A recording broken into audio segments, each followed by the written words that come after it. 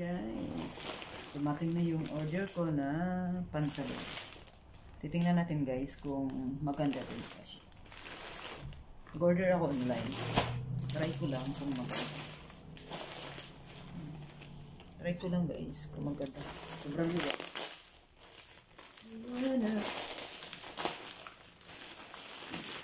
Try ko lang kung maganda ba pala. Hello? Ang laki naman pala nito. Malaki.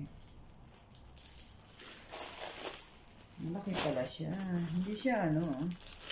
Akala ko kasi tumaba na ako. Kaya 30. Dapat yung 28 pa rin pala yung kinuha ko. Kasi malaki pala. Guys, oh. Ito pala yun siya. Diyos ko, ang laki.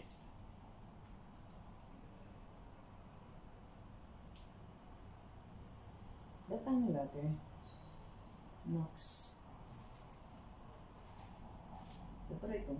Pero bang ang ganda ng ano? Ang ganda niya sa picture. Pero bakit dito? Pagdating ganito.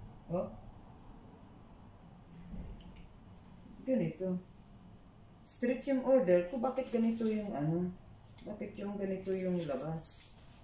Ay, nako. Online pa more. Yung nga sabi nila, huwag ka talaga ano sa online. Kasi gusto, ang ganda sa picture. Pagdating sa personal, di naman pala, Diyos ko, ba to? Ba't ganito ah? Iba yung sa picture niya guys. Ah. Iba yung sa picture niya. Bakit pag ganit, pagdating dito, iba yung, oh, ba yun? 38. Oh my God.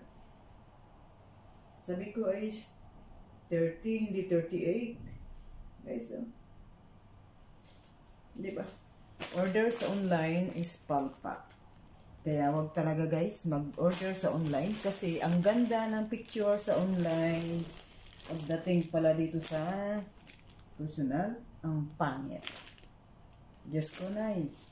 Ang ganda ng ano ah. Ang ganda sa personal. Bakit ito yung ano? Kaya wag talaga guys. Mas maigi talagang bumili na lang ng personal kaysa bumili sa online. Palpak ko. Ang ganda ng ano, ang ganda ng picture pero ang dinala sa akin ang pangit. Kaya wag talaga guys. Wag nang magpauto sa online. Hindi ko naman may susuot kasi ang laki naman sa akin, no. Yung sa picture is ang ganda pero pagdating dito ang pangit. Online pa more.